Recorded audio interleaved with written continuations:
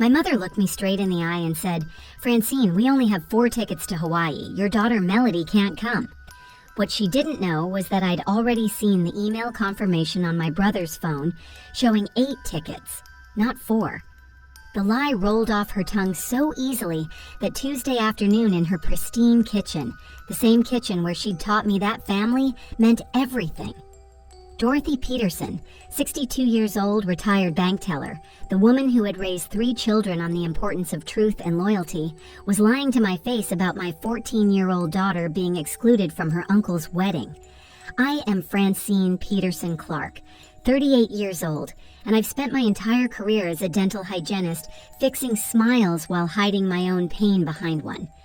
That day in my mother's kitchen would become the moment that changed everything between my family and me, though it would take a full decade for them to understand the price of their deception. My daughter Melody was the light of my life, an honor roll student who played violin in the school orchestra and volunteered at the animal shelter every weekend. She had been counting down the days to her Uncle Raymond's wedding in Maui for 3 months, practicing her walk as a junior bridesmaid in our backyard, saving every penny from babysitting jobs to buy the perfect gift for the uncle she adored. Raymond, my younger brother at 35, worked as an insurance adjuster and had always been the golden child in our family. He could do no wrong in our mother's eyes, and his engagement to Bethany, a pharmaceutical sales representative from a wealthy Shaker Heights family, had been treated like a royal announcement in the Peterson household. My older sister Judith, 40 years old and a successful real estate agent, had married into a ready-made family 5 years earlier. Her stepchildren, Trevor and Amber, 16 and 13 respectively, had been absorbed into our family with the kind of enthusiasm my mother seemed incapable of showing toward her only biological grandchild. The Hawaii wedding was supposed to be the event that brought us all together, a celebration on the beaches of Maui that October, paid for by Bethany's generous parents who owned a chain of medical supply companies. Every family dinner since the engagement announcement had been filled with talk of sunset ceremonies, luau's, and the beauty of the islands. But there I sat, watching my mother pour coffee into her grandmother's china cups, the ones she only brought out for serious conversations, as she dismantled my daughter's dreams with the precision of someone who had been planning this conversation for weeks. "You understand, don't you, Francine?" she said, her voice carrying that false sweetness she used when she expected compliance. "These destination weddings are so expensive, and Raymond and Bethany want to keep things intimate. The wedding that would destroy our family, masquerading as the event that would unite us, had officially begun its countdown, and I was the only one who could see the bomb my mother had just armed with her lie. The year was 2014, and life in our suburban Cleveland home had finally found its rhythm after years of struggle. Our small 3-bedroom ranch house on Maple Street wasn't much to look at from the outside, with its fading blue siding and the front porch that creaked when you stepped on the 3rd board. But inside, Melody and I had created something beautiful. Every wall held evidence of our journey together. Her kindergarten handprints in yellow paint, school photos documenting her transformation from gap-toothed 1st grader to poised 8th grade honor student, and the collection of certificates that proved she was thriving despite growing up without a father. I'd been raising Melody alone since her father, Derek, walked out when she was 3 years old. He'd left on a Thursday morning saying he was going to work and simply never came back. The divorce papers arrived 2 months later from Arizona, where he'd apparently decided to start fresh with a 22-year-old bartender named Trish. The child support checks came sporadically for the first year, then stopped altogether. I never pursued it legally because I was too proud and too exhausted to beg a man to care about his own daughter. My work as a dental hygienist at Bright Smiles Dental provided steady income and decent insurance, though it meant long days on my feet and coming home with aching hands from holding instruments all day. Dr. Patel had been flexible when Melody was younger, letting me adjust my schedule for school events and sick days, understanding that I was all she had. The job wasn't glamorous, but it kept us stable, and stability mattered more than anything else. Despite the challenges, or maybe because of them, Melody and I had built something unshakable together. Friday nights were sacred movie time. complete with homemade pizza and whatever candy was on sale at Giant Eagle that week.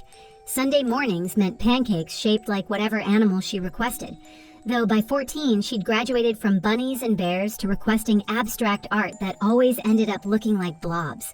She'd laugh at my failed attempts while drowning them in syrup, and those laughs were worth more than any masterpiece. My family had always been complicated in ways that outsiders couldn't see. Growing up as the middle child between perfect Judith and charming Raymond meant I'd learned early how to make myself small, to avoid confrontation, to smooth over tensions before they exploded. Our childhood home in Lakewood had been a battlefield disguised as suburban paradise, where achievements were currency, and our mother's approval was the prize we all competed for but never quite won. Dorothy Peterson ruled our family with an iron fist wrapped in a velvet glove, dispensing affection like a banker, approving loans, always, with conditions attached. Family first, she'd say at every gathering, though her definition of family seemed to shift depending on who was in favor that week. She'd been a bank teller for 35 years at KeyBank, and she ran our family like she ran her window. Everything had to balance. Every emotional transaction recorded and held for future reference. My father, Harold, had perfected the art of invisibility in his own home. A mail carrier for the Postal Service, he'd spent 40 years walking the same routes, coming home to disappear behind his newspaper and later his iPad, emerging only for meals and mandatory family functions. His silence wasn't cruel, just complete, as if he'd decided long ago that having opinions in Dorothy's house was more trouble than it was worth. When Raymond had announced his engagement to Bethany at our 4th of July barbecue, the entire dynamic of our family shifted. The golden child was getting married, and not just married, but married to money. Bethany Hutchinson came from the kind of Shaker Heights family that had memorial wings at hospitals and their names on scholarship funds. The engagement ring on her finger cost more than my annual salary, a fact my mother mentioned to everyone who would listen. That July afternoon, Melody had been helping me bring out the potato salad when Raymond made his announcement. The backyard erupted in congratulations, and I watched my daughter's face light up when Raymond pulled her aside later. "Melody, my favorite girl," he'd said, lifting her off the ground in a hug that made her squeal. "How would you like to be a junior bridesmaid? Can't get married without my only niece up there with me." She'd practically floated for weeks after that, researching Hawaiian flowers online, practicing walking in heels on our back deck while balancing a book on her head, saving every dollar from babysitting the Henderson twins next door to buy something special for her uncle. The wedding had given her something to look forward to, something that made her feel chosen and important in a family where I'd always worried she felt like an afterthought. I sat at Mom's kitchen table, the same mahogany table where we'd had countless family dinners, watching her pour coffee into her good china cups with the tiny pink roses around the rim. She only brought out this set for serious conversations, like when she'd told us about Dad's heart surgery or when Judith announced her divorce from her first husband. The afternoon sun slanted through her lace curtains, creating patterns on the tablecloth that reminded me of prison bars. "Francine, there's been a change in the wedding plans," she began, stirring sugar into her cup with deliberate slowness that made my stomach tighten. "Raymond and Bethany have decided to keep it very small, immediate family only." "That's fine," I said, wrapping my hands around the warm cup to stop them from shaking. "Melody and I don't need anything fancy. We're just happy to be there for Raymond." "You don't understand." She set down her spoon with a sharp clink against the saucer. "We only have 4 tickets. One for me, one for your father, one for you, and one for Judith." The words hit me like ice water. "What about Melody? And what about Judith's stepkids, Trevor and Amber?" "The children aren't invited. It's an adult-only ceremony." Her eyes stayed fixed on her coffee cup, refusing to meet mine. "You know how these destination weddings are. Very expensive, very limited. Bethany's family is already being so generous." Something felt fundamentally wrong about this conversation. Mom's tell had always been her left hand. She'd tap her ring finger against the table when she was lying, a nervous habit from childhood that she never outgrew. Right now, That finger was creating a rapid rhythm against the mahogany, a drumbeat of deception. Mom, Melody's been preparing for months. She's Raymond's only biological niece. He asked her to be a junior bridesmaid. Plans change, Francine. You of all people should understand that. The reference to Derek leaving stung exactly as she'd intended. Besides, it's probably better this way. Melody won't have to miss school, and you know how bored teenagers get at adult events. She's not just any teenager. She's his niece. She's your granddaughter. And Trevor and Amber aren't going either, she interrupted, her voice taking on that sharp edge that meant the discussion was closing. Judith understands. Why can't you? Why do you always have to make things difficult? The next day, I ran into Judith at the grocery store. She was in the sunscreen aisle loading her cart with bottles of SPF 50, chattering away on her phone through her Bluetooth earpiece as she shopped. Can you believe they're letting us bring the kids to Hawaii? She said to whoever was on the other end, not noticing me at first. Trevor's never been on a plane. He's so excited. And Amber's already planning her outfit for the wedding. She wants to wear that lavender dress we bought for Easter. My heart shattered into pieces so small I could feel them in my bloodstream. When Judith finally noticed me, she ended her call and pulled me into a hug. Francine, have you started packing yet? I'm going crazy trying to figure out what the kids need for a week in Maui. Did Melody decide on her dress color? Bethany said the junior bridesmaids could pick between coral and seafoam. I stood there, frozen between aisles of sunscreen and after-sun lotion, realizing the depth of my mother's betrayal. Judith, Mom told me kids weren't invited, that it was adults only. Her face went through a series of expressions, confusion to disbelief to uncomfortable realization. That can't be right. Raymond specifically said all the kids were welcome. Bethany's nephews are in the wedding party. There are going to be at least 12 kids there. That evening, I called Raymond directly. My hands shook as I dialed his number, hoping against hope that this was all a misunderstanding. Hey sis, he answered cheerfully, the sounds of a baseball game playing in the background. Melody all set for the trip? Bethany found the cutest junior bridesmaid dresses online. She wanted me to check if Melody prefers coral or seafoam. Ray, Mom said there were only 4 tickets, that Melody couldn't come. The background noise disappeared as he muted the television. The silence stretched so long I checked my phone to see if we'd been disconnected. Mom said Melody had some important school thing, he finally said, his voice smaller now, uncertain. That you'd decided it was best she stayed home. Something about a violin competition? There's no competition. She lied to both of us. Francine, Look, Mom's helping with the wedding costs and she has opinions about things. Maybe it's better if we don't rock the boat right now. The betrayal was complete. My brother, the uncle who'd taught Melody to ride a bike, who'd called her his favorite girl in the world just 2 months ago, had just chosen our mother's money over my daughter's heart. That night, I sat on the edge of Melody's bed as she showed me pictures of Hawaiian flowers on her tablet, her face illuminated by the screen's glow in her darkened room. She'd bookmarked dozens of websites about traditional lei making, and her notebook was filled with sketches of flower combinations she wanted to try. I want to make Uncle Ray a special lei, she said, scrolling through images of orchids and plumeria. Something nobody else will have. Did you know that different flowers mean different things? Orchids represent love and beauty, and male leaves are for respect. I thought I could combine them. Each word she spoke drove the knife deeper into my chest.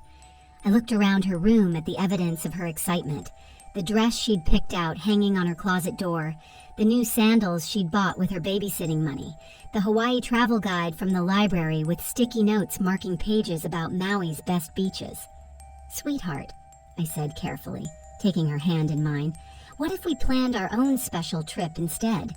Just you and me? We could go somewhere you've always wanted to visit. Her face fell slightly, the tablet dropping to her lap. But what about Uncle Ray's wedding? We already have our flights booked, don't we? The lie I'd been preparing died in my throat. I couldn't do what my mother had done. I couldn't look into those trusting brown eyes and destroy her faith in me too. Baby, there's something I need to tell you. Sometimes adults make choices that don't make sense, and they're not always fair. The realization dawned slowly in her eyes. That particular pain of understanding you're not wanted somewhere you thought you belonged. I'm not invited, am I? It's not about you, baby. It's about complicated family things that have nothing to do with who you are or how much you're loved. Trevor and Amber are going, aren't they? Her voice was small but not surprised. She'd always been perceptive, too smart for the comfort of adults who wanted to protect her from harsh truths. I couldn't lie to her. I just nodded, watching as she processed this information with a composure that no 14-year-old should have to possess. What happened next broke and rebuilt me simultaneously. My daughter straightened her shoulders, lifted her chin in a gesture I recognized as my own, and said, "Then we'll plan something better, Mom. Just us. We don't need them to have an adventure." "Melody, you have every right to be angry." "I am angry," she said simply. "But being angry won't change anything. Grandma Dorothy doesn't want me there, and Uncle Ray won't fight for me. That tells me everything I need to know about where I stand in this family." That night, after Melody had fallen asleep, I made 2 decisions that would define the next decade of our lives. First, I would go to that wedding alone, say nothing, and keep the peace. Second, I would remember everything. I called my mother the next morning. "I'll come to the wedding. Melody understands she can't attend." "Oh, Francine, I knew you'd be reasonable," she gushed, relief evident in her voice. "It's really for the best. These destination weddings can be overwhelming for young people." "Of course, Mom. Family first, right?" The October trip to Hawaii arrived faster than expected. I wore the dress my mother had insisted on approving, smiled in every photo, and played the role of the supportive sister. During the ceremony on that pristine Maui beach, I watched Trevor and Amber serve as unofficial ring bearers, while Bethany's young cousins scattered flower petals. I said nothing. At the reception, when Dorothy gave a toast about the importance of family unity and how blessed they were to have everyone they loved present, I raised my glass and said nothing. When Raymond asked why Melody hadn't called to congratulate him, I told him she'd been busy with school and said nothing more. When Judith posted dozens of photos on Facebook with hashtags like Family First and All the Kids in Paradise and Perfect Wedding, I liked every single one and said nothing. But I saved everything. Every photo showing the children who were supposedly not invited. Every lying toast about complete family unity. Every Facebook post that documented the fabrication. I created a folder on my computer labeled Hawaii 2014 and filled it with evidence of their deception. Back home, Melody had spent that week with her best friend Emma's family. When I returned, she didn't ask about the wedding. Instead, she showed me the acceptance letter she'd received for a competitive summer program at Case Western Reserve University. "I decided I'm going to focus on my future," she said. "The people who want me in their lives will make room for me. The ones who don't were never really family anyway." I pulled her into gut, my arms feeling the shift in our relationship. We weren't just mother and daughter anymore. We were a team, united against a world that had shown us exactly where we stood, and determined to build something better from the ashes of what we'd lost. 10 years passed, like chapters in a book I was writing with invisible ink. Melody graduated from Columbia University with a law degree, passed the bar exam on her first try, and built a career as a civil rights attorney fighting for families who'd been marginalized by systems that should have protected them. When she got engaged to Thomas, a pediatric surgeon who treated her like she hung the moon, she planned her wedding with the meticulous attention to detail that had made her such a formidable lawyer. "Mom," she said one evening in July 2024, spreading seating charts across my kitchen table, the same table where we'd eaten countless dinners for 2. "I need to tell you something about the family table arrangements." The wedding was set for September 14th at the Cleveland Museum of Art. 250 guests, black tie optional with a cocktail hour in the atrium and reception in the Grand Ballroom. Nothing like Raymond's beach affair, but 3 times the size and infinitely more meaningful. Thomas's family had embraced us completely. His parents, both professors at Oberlin, had been more present in the past 3 years than my own family had been in the past decade. The day arrived with perfect September weather, crisp and clear, with leaves just beginning to turn gold. Dorothy swept into the venue wearing a designer St. John dress she'd bragged about for months.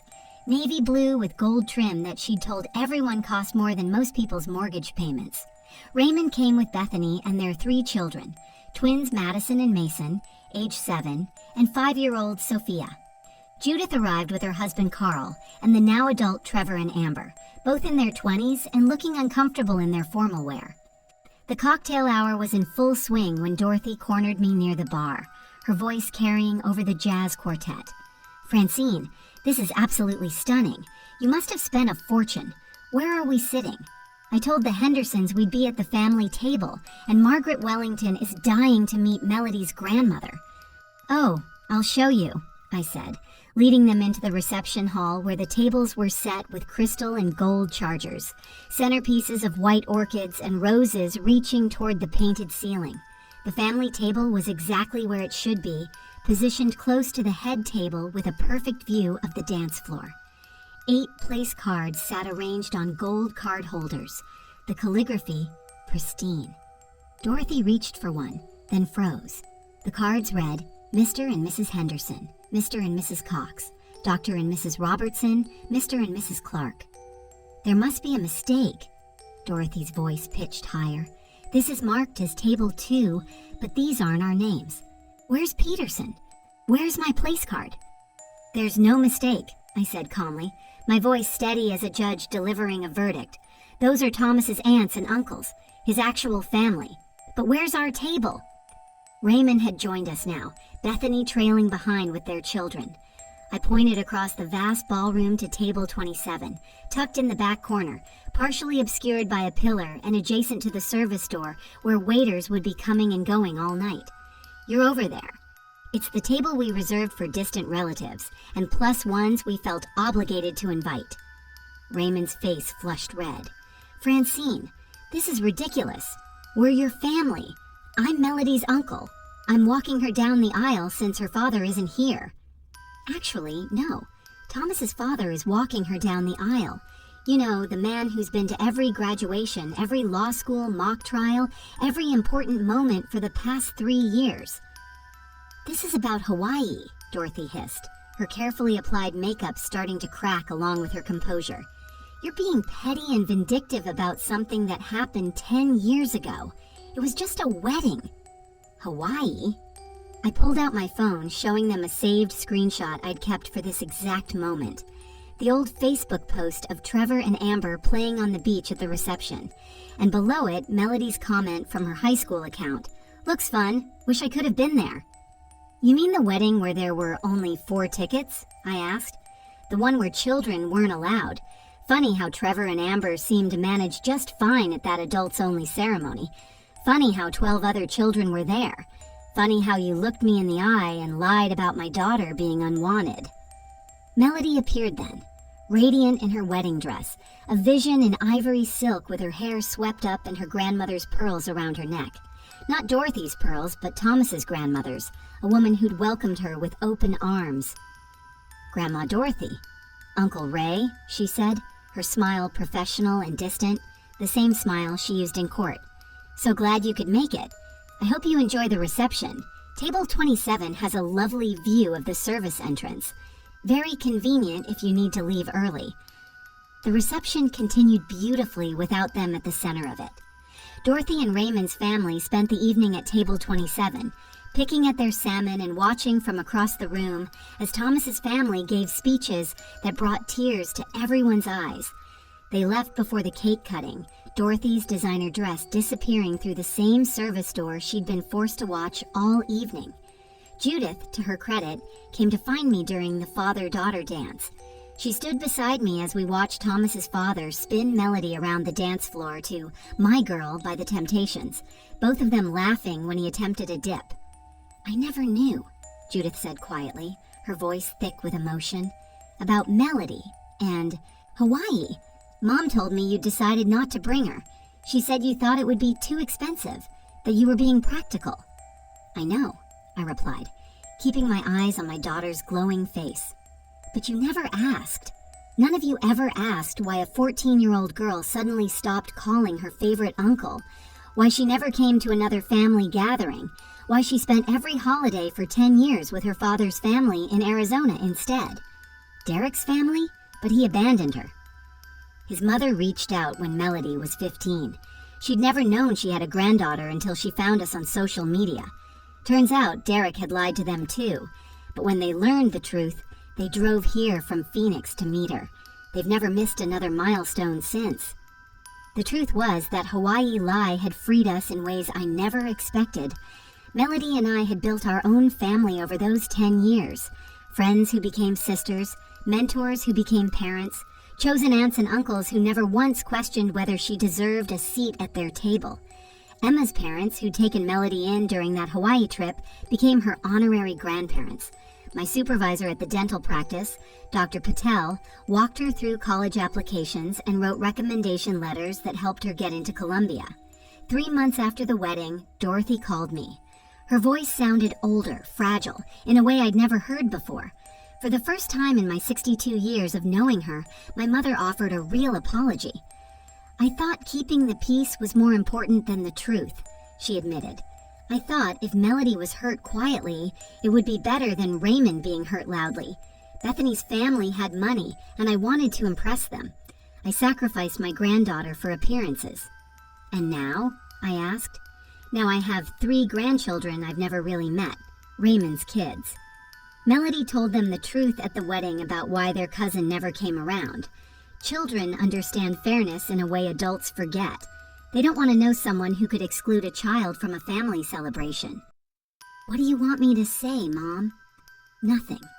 I don't deserve forgiveness. I just wanted you to know that I understand now.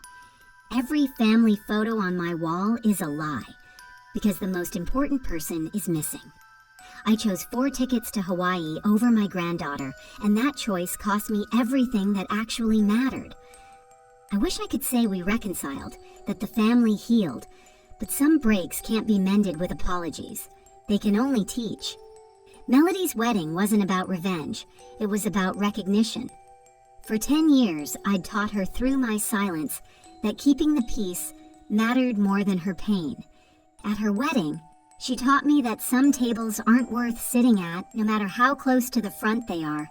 Today, Melody has 2 beautiful children who call Thomas's parents Grandma and Grandpa. 4-year-old James and 2-year-old Lily know nothing of Dorothy, Raymond, or the Peterson family. That's a choice, just like Hawaii was a choice. The difference is, this time, the truth sits at the head table, and the lies are relegated to the corner, behind a pillar, watching the celebration from a distance they created themselves. Last week, Melody argued a case before the Ohio Supreme Court, fighting for a grandmother's visitation rights after she'd been excluded from her grandchildren's lives. She won. After the verdict, she called me. "Mom, do you think I should reach out to them? Give them another chance?" "That's your choice, baby. But whatever you decide, make it from strength, not obligation." "I learned that from you," she said. "You taught me that real family shows up, includes you, fights for your place at their table. Everyone else is just relatives." The 4 tickets to Hawaii cost Dorothy 8 seats at her granddaughter's table, and 3 grandchildren who will never know her name. Some prices, once paid, can never be refunded. Some lies, once told, become the only truth that matters. If you enjoyed this story, please like this video and share it with someone who understands that family isn't about blood, it's about choices. Comment below with your own experiences of choosing your real family. And don't forget to subscribe to our channel for more stories about triumph, truth, and the families we choose for ourselves.